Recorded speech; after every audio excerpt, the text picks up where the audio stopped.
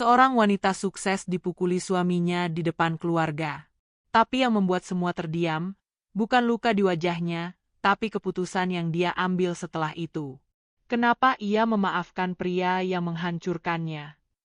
Di balik dinding kaca kantor berlantai 10 yang menghadap pusat kota Jakarta, seorang perempuan berdiri membelakangi dunia yang ia bangun sendiri. Namanya Bella. Dari kejauhan, siluet tubuhnya tegak, rambut panjangnya dikuncir rapi, jas putih bersih membalut tubuh rampingnya, dan langkahnya selalu mantap saat melintasi koridor menuju ruang presentasi. Tak ada yang tahu, setiap kali pintu ruangannya tertutup, dunia yang ia kendalikan dari luar berubah menjadi kerangkeng dari dalam. Bella dikenal sebagai pemilik agensi digital paling cepat berkembang 2 tahun terakhir. Dengan klien-klien besar dari berbagai bidang dan tim muda yang kreatif, ia menjadi simbol perempuan sukses modern.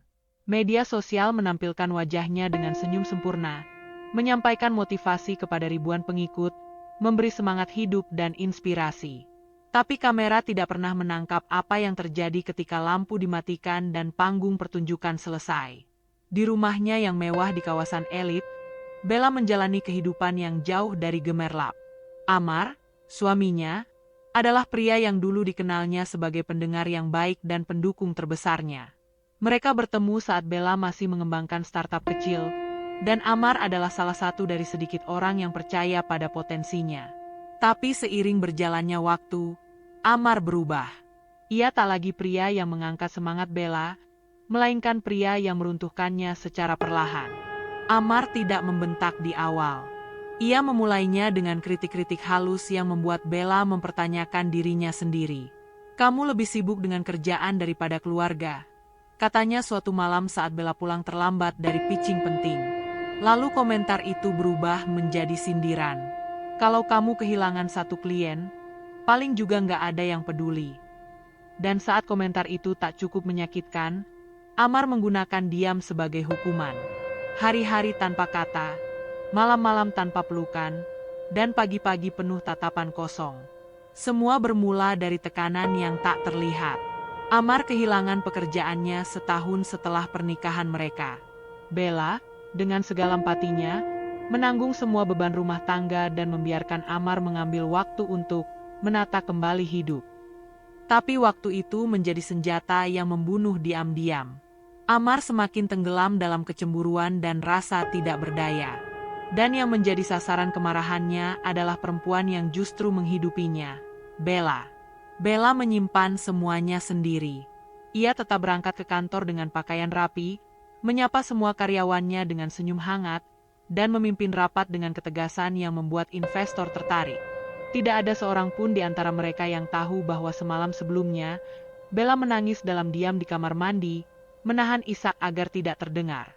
Di lingkungan keluarga pun Bella menutup rapat mulutnya. Orang tuanya adalah figur konservatif yang menganggap rumah tangga adalah ladang pengorbanan. Ibunya sering berkata, perempuan itu harus kuat menahan. Dan ayahnya hanya diam setiap kali Bella mencoba membuka pembicaraan tentang tekanan yang dia alami. Bella menyerah. Ia menampilkan wajah sempurna dalam setiap pertemuan keluarga, menghindari konflik, dan membiarkan dirinya larut dalam peran istri ideal. Namun tubuh tidak bisa terus menyembunyikan luka jiwa. Bella mulai mengalami insomnia. Ia datang ke kantor lebih pagi, pulang lebih malam, berharap kelelahan akan membuatnya tertidur tanpa mimpi buruk. Tapi pikirannya tidak bisa berhenti berputar. Ia mulai menulis, bukan sebagai bentuk terapi, tetapi sebagai satu-satunya cara agar ia tetap waras. Dalam catatan kecil bersampul hitam, ia mencurahkan segala yang tak bisa diucapkan. Tentang ketakutannya, kemarahannya, kesepiannya, dan terutama tentang Amar. Amar, yang dulu membawa bunga ke kantornya, kini hanya membawa teriakan. Amar, yang dulu mencium keningnya sebelum tidur, kini menarik selimut dan membalikan badan. Amar, yang dulu berkata, "Aku bangga padamu," kini hanya berkata, "Kamu terlalu ambisius untuk jadi istri." Tapi yang paling menyakitkan bukanlah kata-kata kasar itu. Yang paling menghancurkan adalah momen ketika Bella mencoba bicara, mencoba menjelaskan perasaannya, dan Amar hanya tertawa. Tawa kecil yang sinis, yang membuat Bella merasa sangat kecil. Sampai suatu malam, saat hujan turun deras dan angin mengguncang jendela rumah mereka, Amar kembali pulang dalam keadaan marah. Ia mengamuk karena Bella menerima undangan wawancara televisi tanpa meminta persetujuannya. "Kamu pikir kamu siapa?" teriaknya, membanting gelas ke lantai. Pecahan kaca menyebar, dan untuk pertama kalinya, tangan Amar menyentuh wajah Bella dengan kasar. Bella tidak menangis. Ia hanya berdiri diam, tangan di pipinya, matanya menatap kosong. Saat itu ia tidak merasa sakit. Tapi ada sesuatu yang runtuh di dalam dirinya. Bukan cinta, bukan kepercayaan, tapi harapan. Pagi harinya, Bella tetap datang ke kantor.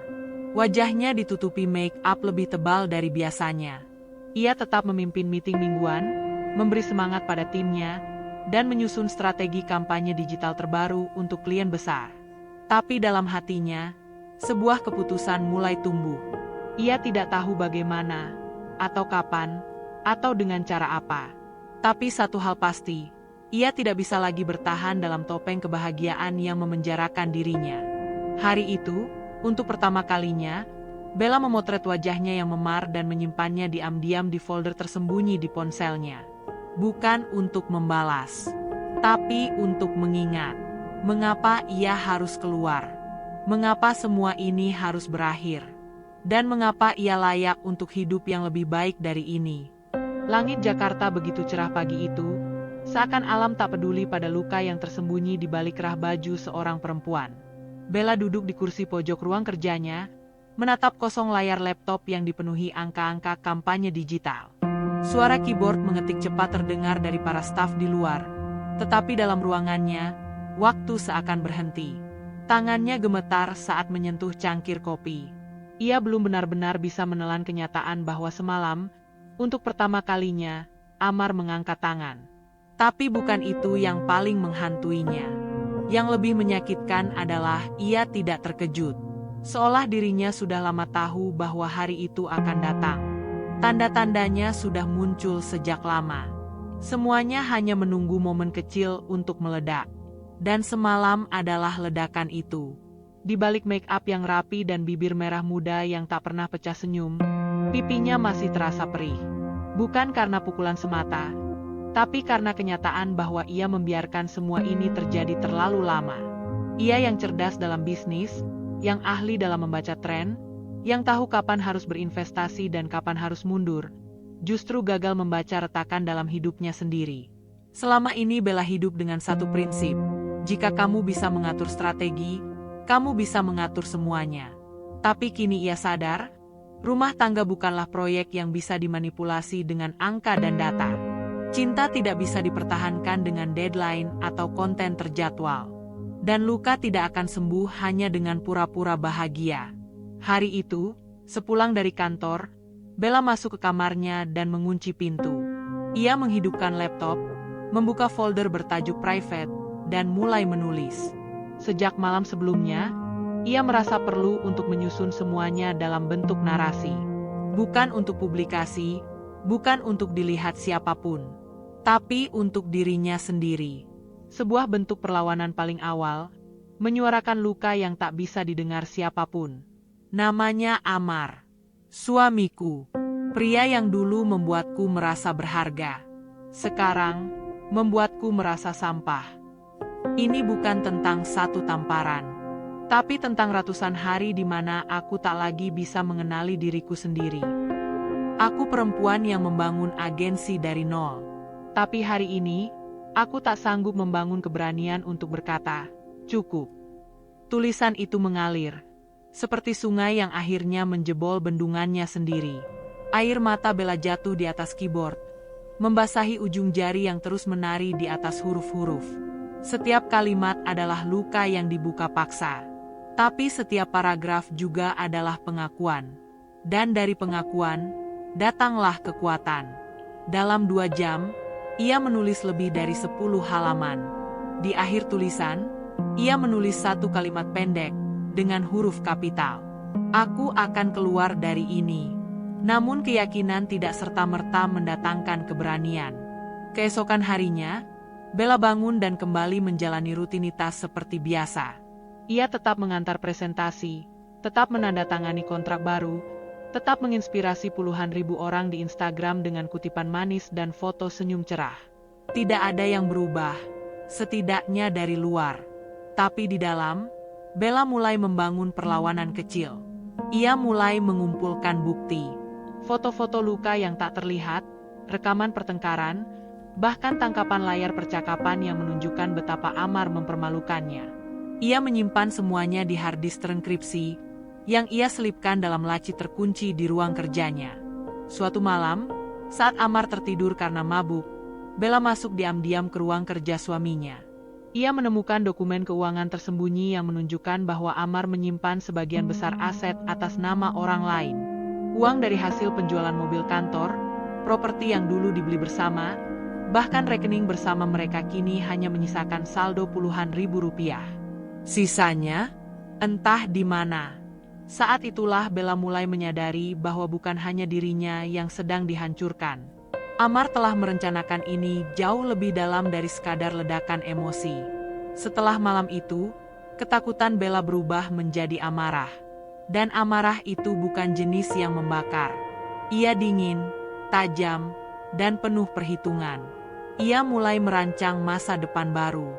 Diam-diam berkonsultasi dengan pengacara, membuka rekening pribadi baru dengan nama lain, dan mulai menyiapkan jalur keluar. Namun semakin ia siap keluar, semakin besar pula manipulasi yang datang.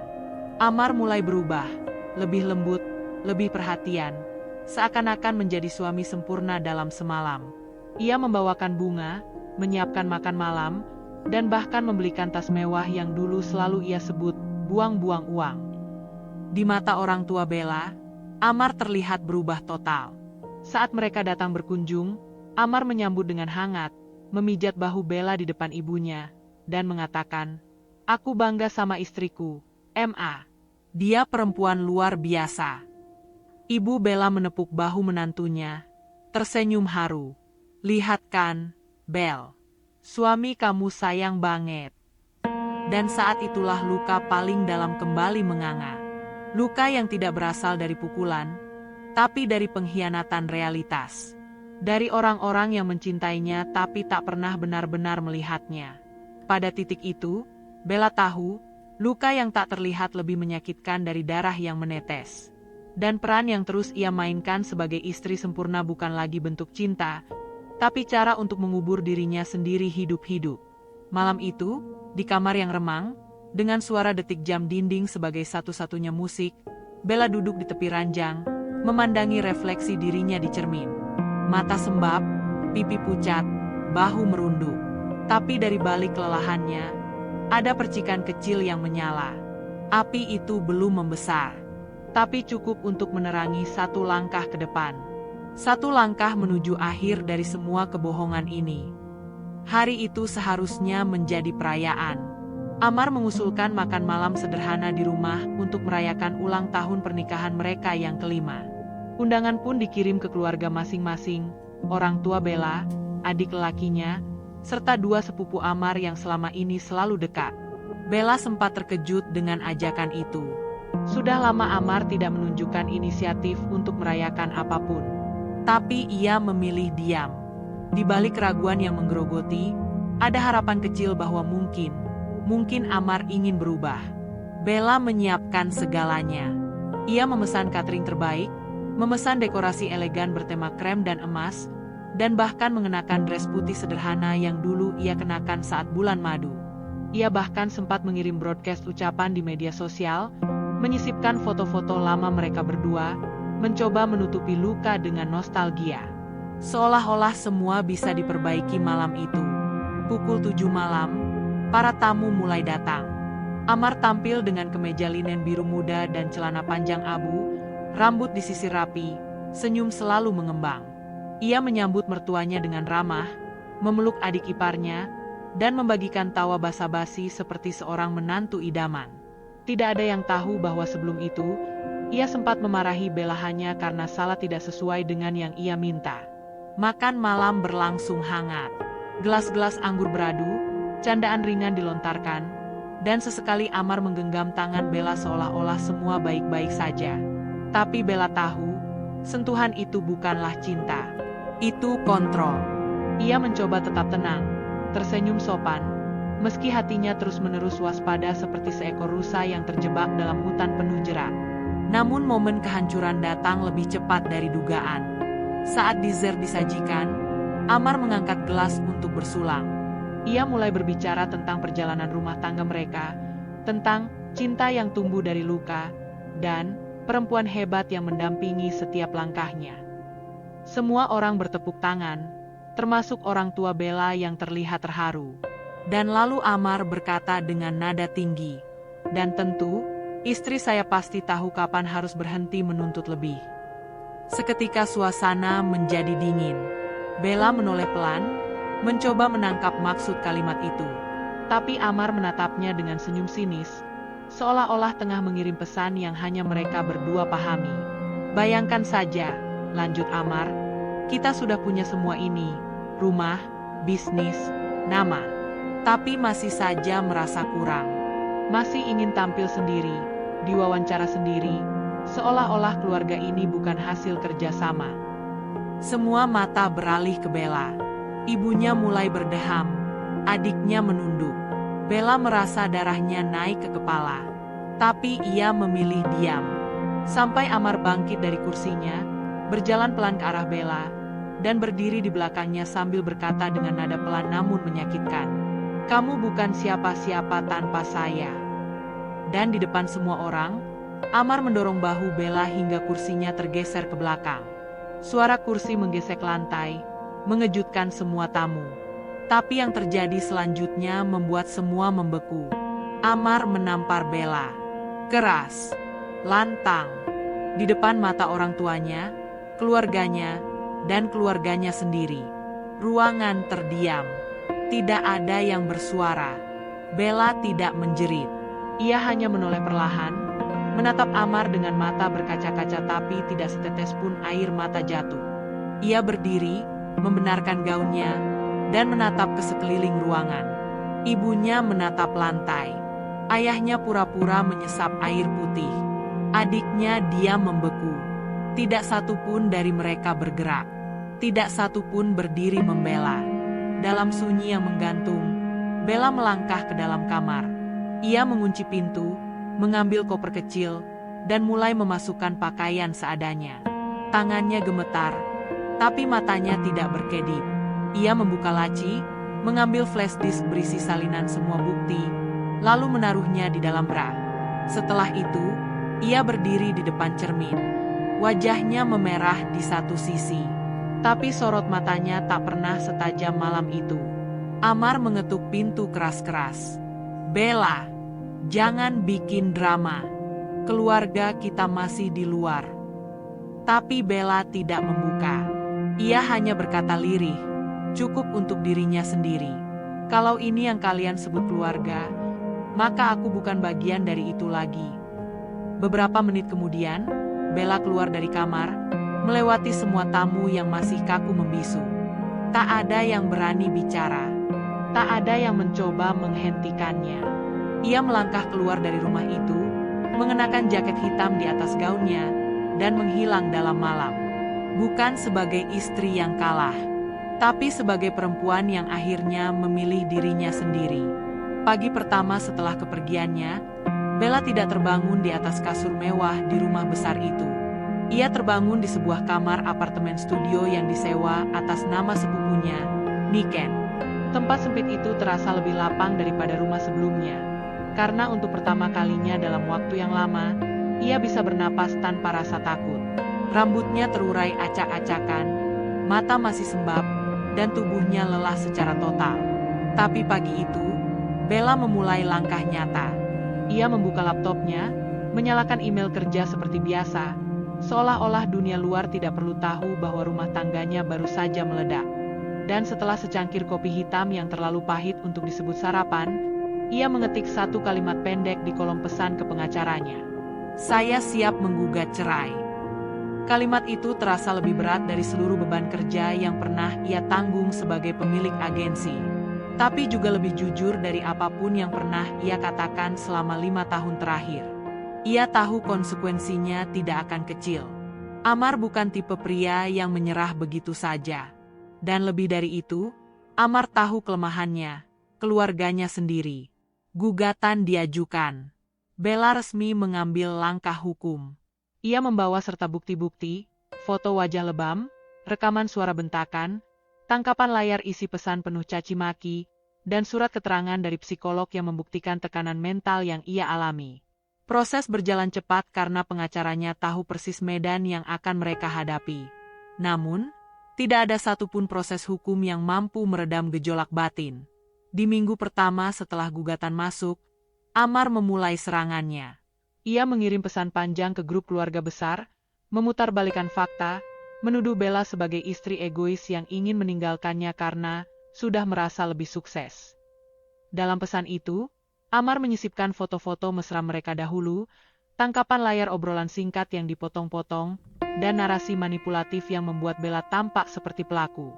Dan semua itu berhasil. Ibunya mengirim pesan, "Bella, apa kamu yakin ini keputusan yang tepat? Kamu bisa hancurkan nama baik keluarga." Ayahnya menelepon, tapi tak bicara lama. Hanya satu kalimat, "Bapak kecewa."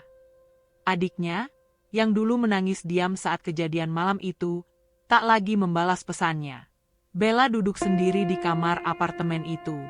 Layar ponsel dipenuhi notifikasi. Sebagian dari mantan klien Amar, sebagian dari sepupu-sepupu yang bertanya kenapa pernikahannya diganggu oleh ego.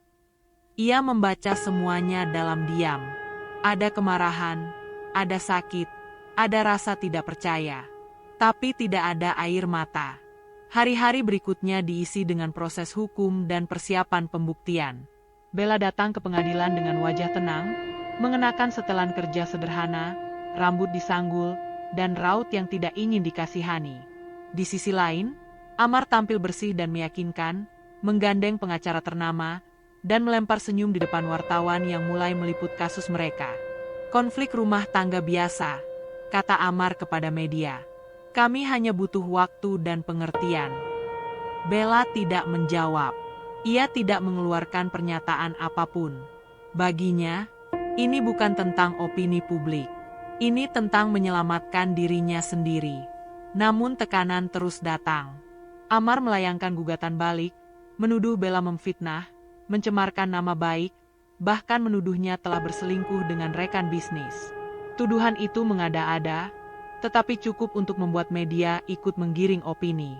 Di salah satu forum gosip, nama Bella jadi topik panas.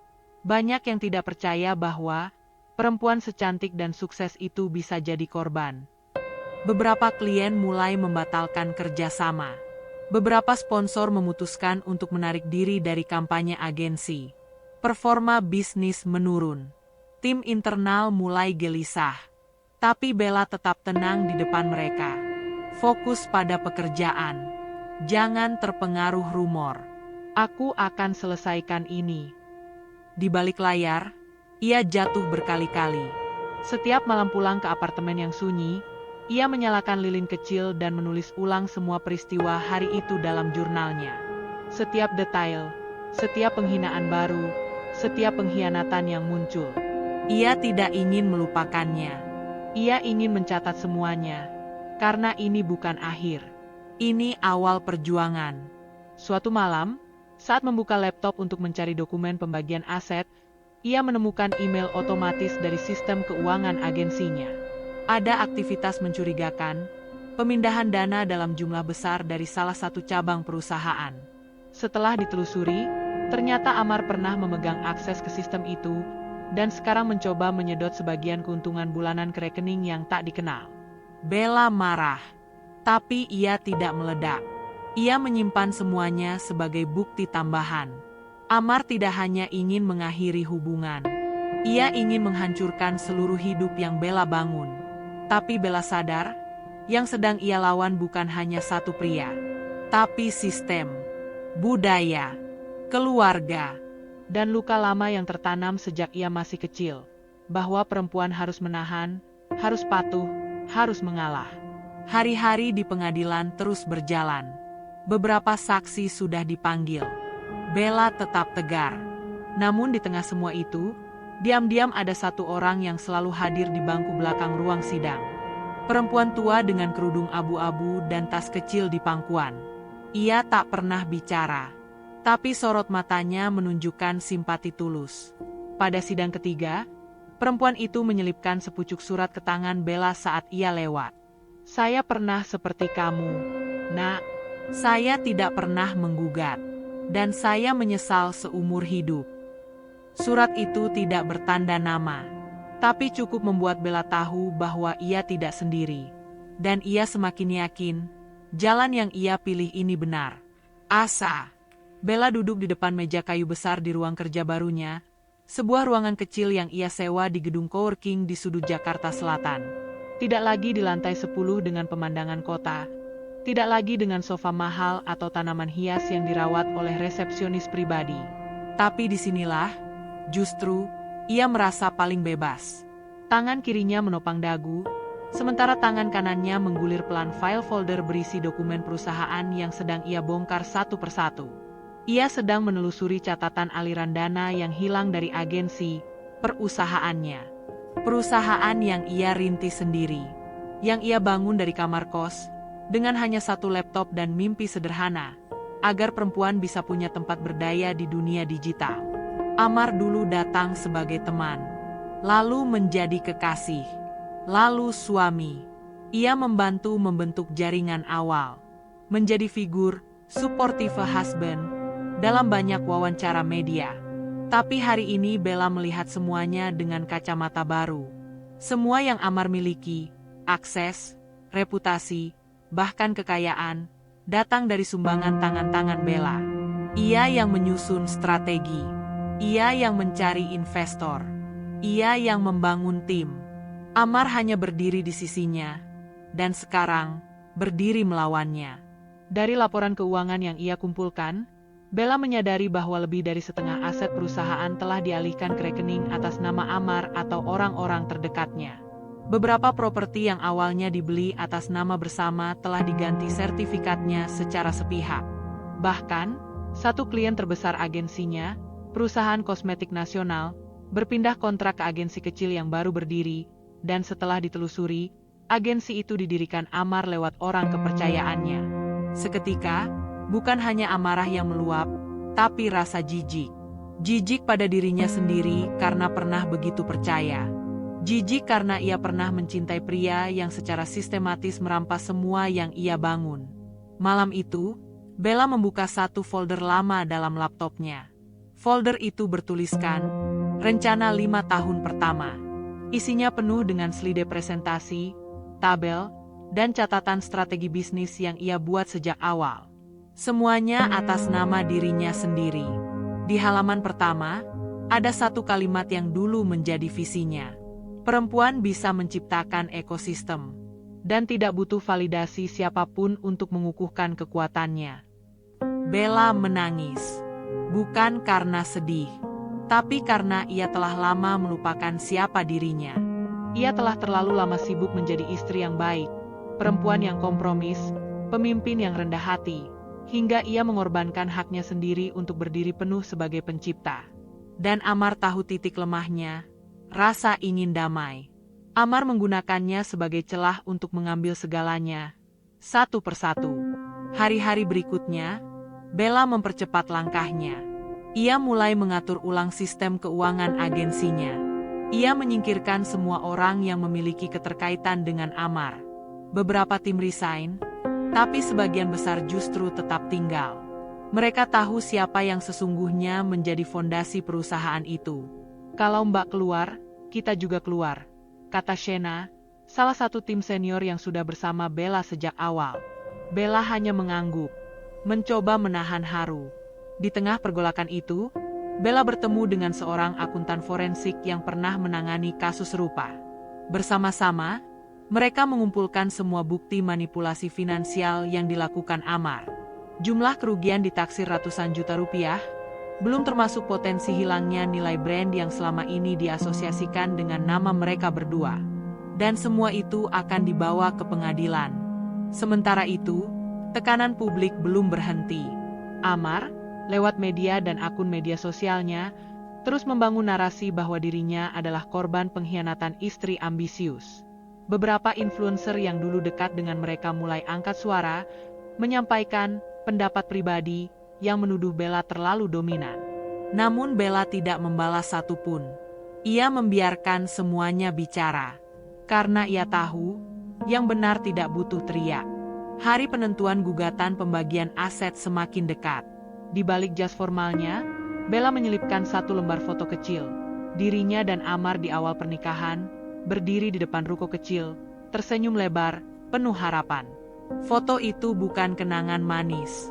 Itu pengingat bahwa sejak awal, ia sudah membangun segalanya dengan cinta yang tulus, dan kini harus mempertahankannya dengan ketegasan yang sama. Ketika ia memasuki ruang sidang pagi itu, Amar sedang berdiri bersama tim pengacaranya. Ia menoleh dan tersenyum sinis. Tapi Bella tidak membalas. Ia berjalan lurus, duduk di kursinya, dan menatap lurus ke depan. Ketika hakim mulai membuka persidangan, satu kalimat dari hati Bella menggema dalam dirinya sendiri. Aku yang membangun ini, dan tidak akan kubiarkan siapapun menghancurkannya. Asa. Media sosial seperti neraka tanpa pintu keluar. Sejak pagi itu, nama Bella menjadi trending topik di jagat maya. Tagar Bella munafik dan istri durhaka berseliweran di Twitter, Instagram, hingga forum gosip online. Semua berawal dari sebuah video pendek yang diunggah akun anonim, menampilkan Bella keluar dari kantor pengacaranya dengan ekspresi datar, lalu disambung dengan cuplikan Amar menangis di depan wartawan, mengatakan bahwa dia masih mencintai istrinya meski dikhianati. Video itu hanya berdurasi 2 menit, tapi efeknya seperti bom yang meledakkan simpati publik. Komentar-komentar bermunculan, rata-rata menghujat. Ada yang menuduh Bella meninggalkan suaminya demi pria lain, ada pula yang menyebutnya gila kekuasaan. Lebih parah lagi, beberapa mantan rekan bisnis yang dulunya diam, kini ikut bersuara, seolah-olah telah lama tahu bahwa Bella adalah pemimpin otoriter dan tidak punya hati. Bella menatap layar ponselnya di apartemen dengan wajah tanpa ekspresi. Di sekelilingnya, tumpukan dokumen, laptop yang menyala, dan jurnal lusuhnya tergeletak di meja kopi. Di luar jendela, hujan deras. Tapi badai yang lebih hebat sedang menghantam dari dalam. Ia tahu, ini bukan kebetulan. Amar sedang memainkan kartu terakhirnya, menjatuhkan reputasi. Yang lebih menyakitkan dari serangan publik adalah pengkhianatan dari dalam lingkaran sendiri. Ibu kandungnya mengirim pesan suara 2 menit, memintanya mengalah demi nama baik keluarga. Kalimatnya tak jauh berbeda dari yang dulu sering ia dengar, bahwa perempuan hebat adalah perempuan yang tahan diuji, bukan yang memalukan suami di pengadilan. Bella mendengarkan pesan itu berkali-kali, berharap ada nada keraguan di dalamnya. Tapi tidak ada. Yang ada hanya suara dingin yang menyalahkan. Bahkan adiknya, yang dulu ia bantu kuliah, ikut mengirim pesan singkat. Mbak, tolong jangan libatkan keluarga lagi. Kita nggak kuat nahan malu. Bella duduk diam, mematung. Yang ia lawan bukan hanya Amar, tapi dunia.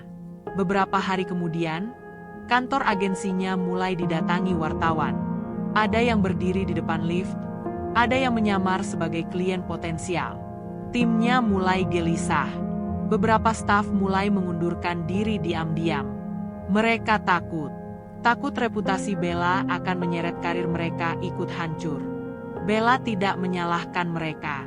Ia hanya meminta satu hal, agar tidak membawa luka ini ke media.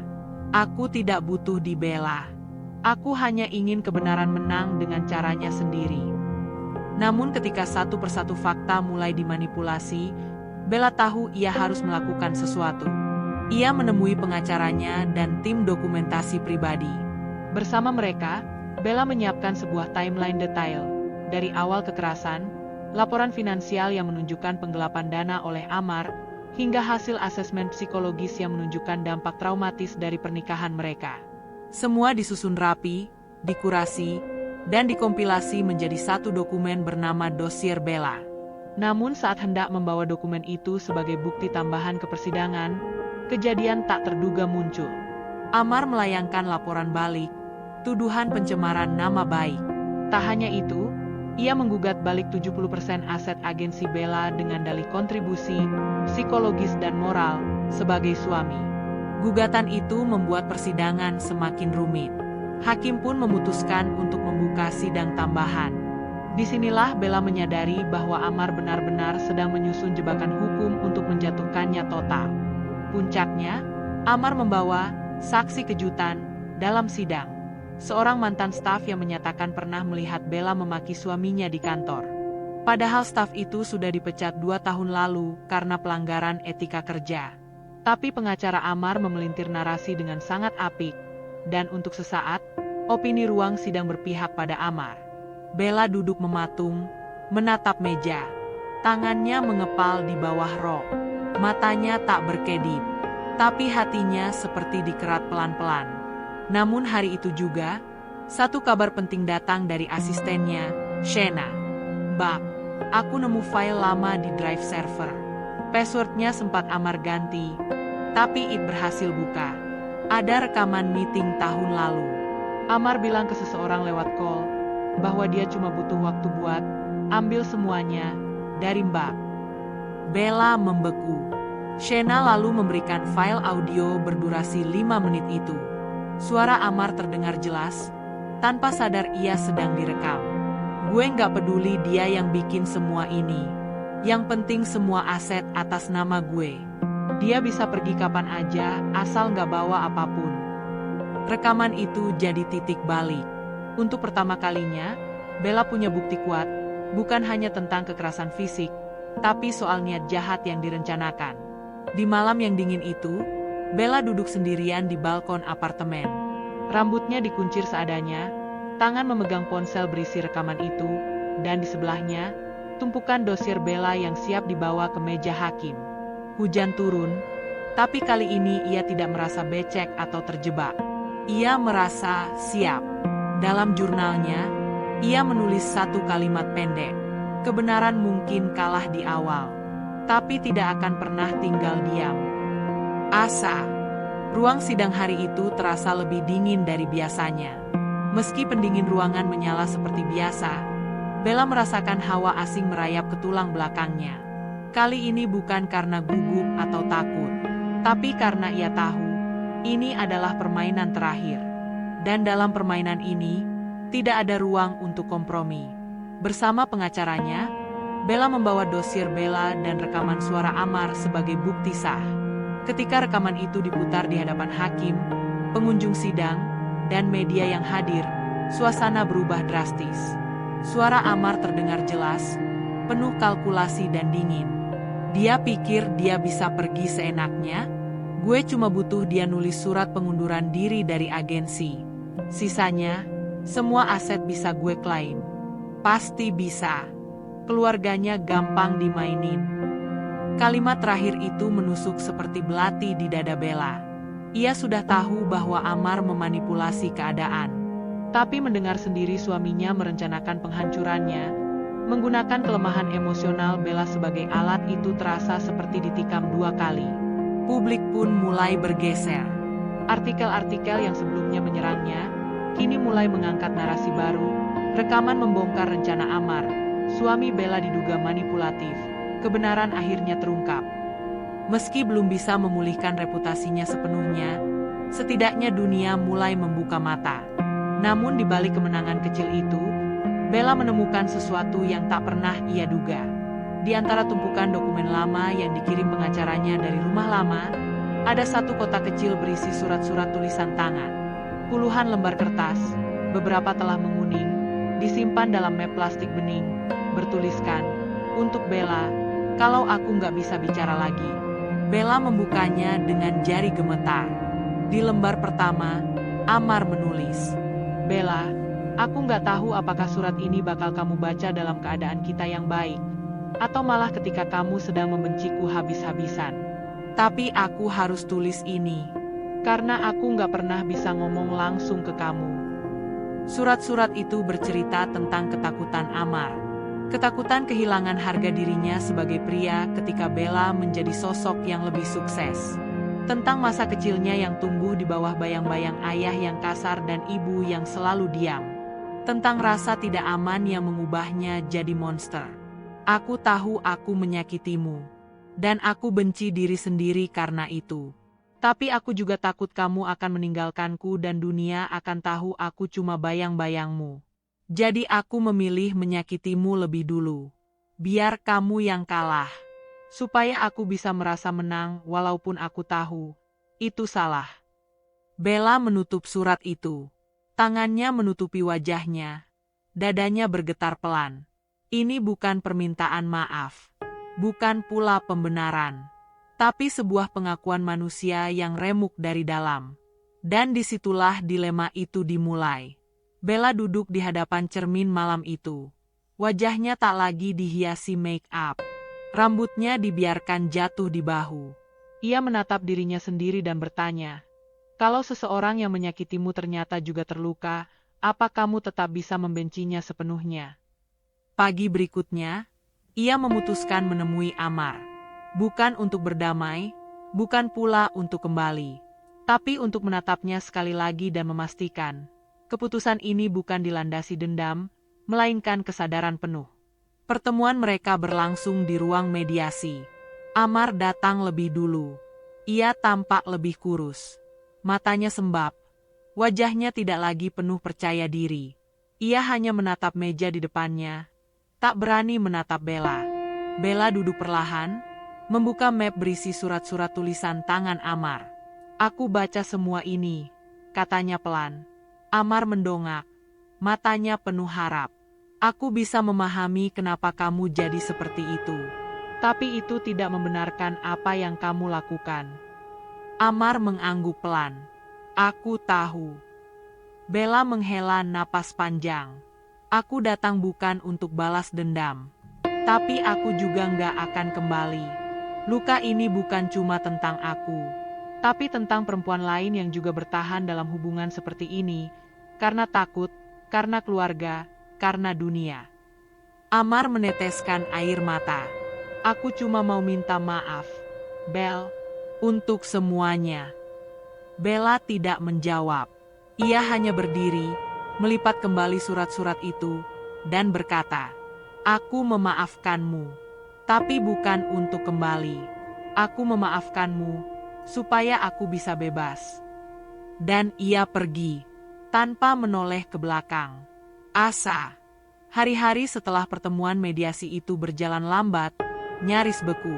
Untuk pertama kalinya sejak menggugat cerai, Bella tidak merasa tergesa, tidak merasa dikejar waktu, atau dikepung tekanan. Ia hanya merasa kosong. Di pagi hari, ia tetap membuka laptop seperti biasa, memeriksa laporan agensi yang perlahan mulai bangkit kembali. Para klien kembali berdatangan. Banyak yang secara terbuka menyatakan simpati dan dukungan setelah mendengar fakta-fakta sidang. Tapi Bella tidak terlalu peduli pada itu semua. Ia hanya ingin menyelesaikan satu hal terakhir, memutus keterikatan batin yang selama ini membelenggunya. Surat perceraian sudah tinggal menunggu tanda tangan hakim. Amar tidak lagi melawan. Ia bahkan melalui pengacaranya menyatakan akan mundur dari tuntutan aset, dan menyerahkan apapun yang selama ini jadi hak Bella. Ini seharusnya menjadi kemenangan total. Tapi mengapa dadanya masih terasa berat? Di malam-malam panjang, Bella kembali membuka jurnal hitam yang selalu menemaninya sejak awal konflik. Di sana, ia menulis hal-hal kecil, mimpi-mimpi yang pernah ia tunda, rasa yang masih tertinggal, dan ketakutan baru yang muncul setelah luka lama perlahan sembuh. Aku takut. Bukan pada Amar, tapi pada diriku sendiri. Takut bahwa setelah semua ini selesai, aku tidak tahu siapa diriku selain sebagai perempuan yang sedang bertahan. Dilema itu semakin tajam ketika ia mendapat undangan wawancara dari salah satu media besar. Mereka ingin mengangkat kisah Bella sebagai ikon perempuan yang berhasil keluar dari relasi toksik. Judulnya sudah mereka siapkan, Bangkit dari Luka, Bella, Suara Perempuan Masa Kini. Tapi Bella menolak.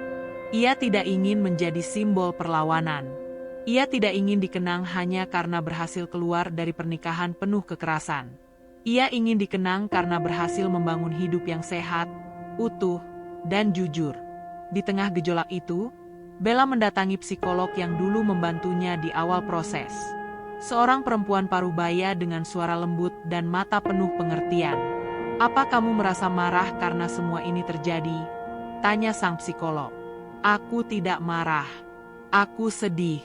Karena aku mencintai seseorang yang memilih menghancurkanku.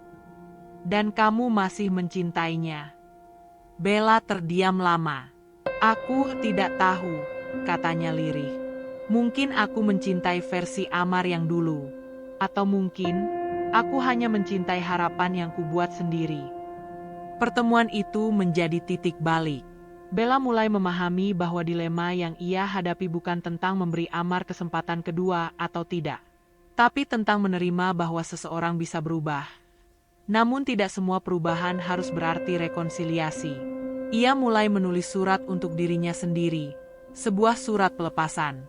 Isinya bukan tentang Amar, tapi tentang Bella. Tentang bagaimana ia ingin hidup ke depan. "Aku tidak akan lagi menunggu orang lain menyelamatkanku. Aku adalah keselamatanku sendiri. Aku tidak akan lagi mencintai dengan ketakutan. Cinta tidak boleh membuatku kehilangan diriku. Dan jika suatu hari aku jatuh cinta lagi, itu karena aku memilihnya, bukan karena aku butuh pelarian." Hari itu, Bella kembali ke pengadilan. Ia membawa surat itu dalam amplop kecil dan menyelipkannya ke dalam dokumen terakhir yang akan disahkan hakim. Setelah menandatangani dokumen, ia berdiri, menatap ruang sidang kosong, dan menutup matanya sejenak. Sudah selesai. Hubungan yang dulu dibangun dengan cinta, hancur dengan manipulasi, kini resmi berakhir dengan kesadaran. Tidak ada kemenangan penuh. Tidak ada luka yang benar-benar pulih. Tapi ada ketenangan. Dan bagi Bella, itu lebih dari cukup. Dalam perjalanan pulang, ia menyalakan musik lembut di mobil. Jalanan Jakarta masih macet seperti biasa. Tapi kali ini, tidak ada lagi beban yang mengikutinya. Tidak ada nama Amar di atas pundaknya. Tidak ada tuntutan keluarga. Tidak ada pertanyaan, "Kenapa kamu tidak bertahan saja?" Hanya dirinya. Dan langkah baru yang siap ia susun ulang. Di apartemen, ia menyalakan lampu temaram, merebus air untuk teh, lalu duduk di balkon. Langit malam cerah. Dan untuk pertama kalinya sejak bertahun-tahun, ia menatap bintang tanpa merasa kehilangan asa. Pagi itu, Jakarta diselimuti gerimis tipis. Udara lebih sejuk dari biasanya. Di lantai 2 sebuah kafe kecil di Kemang, Bella duduk sendiri, mengenakan blus abu lembut dan celana putih longgar. Tak ada make-up tebal, tak ada kamera, tak ada spotlight. Hanya seorang perempuan yang perlahan kembali menjadi dirinya sendiri. Di meja depannya, 2 tumpukan dokumen menunggu tanda tangan. Yang satu adalah berkas pengunduran dirinya dari agensi yang ia bangun sendiri. Yang satu lagi adalah surat persetujuan pembagian aset final dari pengadilan, lengkap dengan rincian hak waris, bisnis, dan properti yang resmi dikembalikan atas nama Bella. Ia menandatangani surat pengadilan terlebih dahulu. Tangannya mantap, tanpa ragu. Ia memenangkan apa yang selama ini menjadi haknya. Bukan hanya harta, tapi juga keadilan. Lalu ia menatap tumpukan kedua. Pengunduran diri dari agensinya. Itu adalah keputusan yang tidak ia ambil karena lelah, tapi karena sadar bahwa dirinya bukan lagi orang yang sama saat pertama kali membangun tempat itu. Ruangan-ruangan itu menyimpan terlalu banyak jejak luka, tangis dalam senyap, dan upaya keras untuk tetap terlihat kuat meski nyaris hancur di dalam. Ia ingin memberi kesempatan pada dirinya sendiri untuk hidup tanpa beban masa lalu. Sambil menunggu kopinya tiba, Bella membuka pesan suara dari Shena, yang kini dipercaya memimpin agensi. "Mbak, semua tim ngedukung keputusan Mbak. Kami tahu Mbak butuh ruang. Tapi kami di sini. Tim ini ada karena Mbak.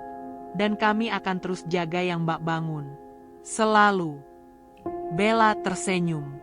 Untuk pertama kalinya sejak semua ini dimulai, Ia merasa benar-benar punya tempat yang aman, bukan karena ruangan atau bangunan, tapi karena kepercayaan. Setelah menandatangani kedua dokumen itu, Bella bangkit.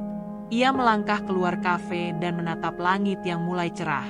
Setiap langkahnya terasa lebih ringan, meski jalannya belum sepenuhnya rata.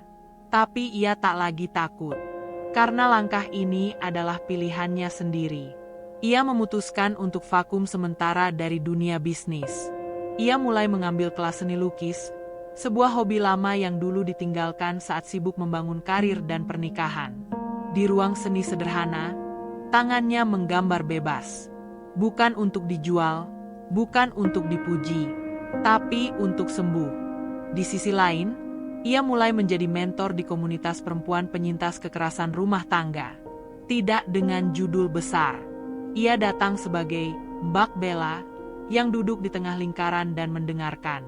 Bukan untuk memberi saran, tapi untuk menemani. Suatu hari, dalam satu sesi diskusi kelompok, seorang perempuan muda dengan wajah penuh luka berkata, "Saya malu.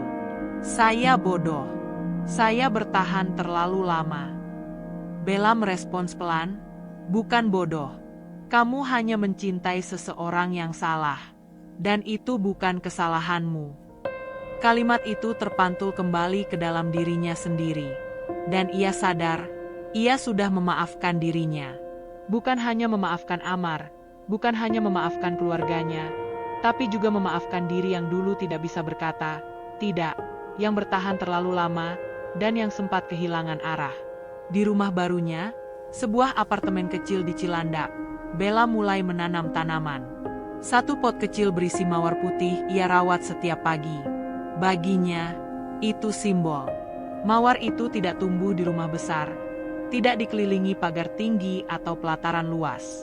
Tapi ia tumbuh karena cukup cahaya dan cukup cinta. Di penghujung bulan itu, Amar mengirim surat. Bukan permintaan maaf lagi, bukan rayuan untuk kembali, tapi surat pendek yang hanya berisi satu paragraf. "Terima kasih sudah pernah mencintai aku. Dan lebih dari itu, terima kasih karena tidak membiarkan dirimu hancur sepenuhnya." Bella tidak membalas, tapi ia menaruh surat itu di laci kecil, di samping jurnal hitamnya. Hari-hari berikutnya ia jalani tanpa drama. Ia pergi ke pasar sendiri, memasak makan siang sendiri, duduk membaca buku hingga tertidur di sofa. Dan setiap kali ia membuka jendela, ia merasa seperti membuka lembaran baru. Ia tidak menemukan pelarian. Ia tidak terburu-buru mencari cinta baru. Karena untuk pertama kalinya dalam hidupnya, Bella merasa cukup dengan menjadi dirinya sendiri. Asa. Pagi itu, matahari menyusup lembut melalui tirai linen putih di apartemen kecil Bella. Udara sejuk, aroma teh melati menguar dari dapur kecil, dan denting sendok di cangkir menjadi irama awal hari. Tak ada dering telepon mendesak, tak ada jadwal rapat, tak ada suami yang memerintah atau keluarga yang menuntut. Yang ada hanyalah dirinya, utuh, tenang, dan, untuk pertama kalinya, bahagia. Hari itu bertepatan dengan ulang tahunnya yang ke-33. Tak ada pesta besar, tak ada kue 3 tingkat, tak ada ucapan bertubi-tubi dari publik. Hanya beberapa pesan sederhana dari orang-orang yang memilih tinggal di sisinya bukan karena prestasi, tapi karena tulus menyayangi. Shena mengirim pesan, "Selamat ulang tahun, Mbak. Terima kasih karena sudah mengajari kami bertahan dan tumbuh, bahkan dalam luka." Psikolognya menulis singkat, "Hari ini bukan tentang usia, tapi tentang bagaimana kamu sudah memilih hidupmu sendiri." Dan dari komunitas perempuan yang ia dampingi, sebuah lukisan kecil dikirim ke apartemennya. Lukisan bunga matahari yang mekar di atas pot pecah. Di bawahnya tertulis, "Tumbuh di tempat yang tak seharusnya, tapi tetap bersinar." Bella memandangi lukisan itu lama. Ada senyum tipis di bibirnya, dan air mata yang jatuh diam-diam. Bukan air mata sedih, tapi air mata lega, seperti peluk hangat dari semesta. Di balkon, pot mawar putih yang ia rawat kini mulai bersemi sempurna. Daunnya hijau muda, kelopaknya bersih dan tenang. Di samping pot itu, Bella meletakkan bingkai kecil berisi kutipan favoritnya, yang dulu hanya tulisan di jurnal, tapi kini jadi prinsip hidup. Cinta bukan soal siapa yang membuatmu bertahan, tapi siapa yang tidak pernah menyuruhmu meninggalkan dirimu sendiri. Ia kini tak lagi takut untuk berjalan sendiri ke pasar, untuk makan siang di kafe tanpa teman, atau untuk duduk di taman tanpa handphone di tangan. Ia tahu, kesendirian bukan musuh. Justru di dalamnya ia menemukan yang paling penting, dirinya sendiri.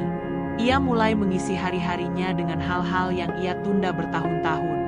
Menulis puisi, membaca novel-novel yang dulu hanya ia koleksi tapi tak sempat disentuh. Memotret langit sore, dan mengirimkan kartu pos buatan tangan ke perempuan-perempuan yang masih dalam proses penyembuhan. Dan tanpa ia sadari, cinta baru datang. Tidak dramatis, tidak menuntut, tidak membombardir perhatian. Hanya seorang pria sederhana yang ia temui di kelas seni, yang mendengarkannya tanpa bertanya terlalu banyak, yang menghormati diamnya dan ikut tertawa dalam sunyinya. Tapi cinta itu tidak menjadi pusat. Bella sudah berjanji pada dirinya, ia tidak akan lagi mencintai untuk melengkapi. Ia akan mencintai untuk berbagi, bukan mengisi kekosongan. Di akhir bulan, sebuah undangan datang dari salah satu universitas.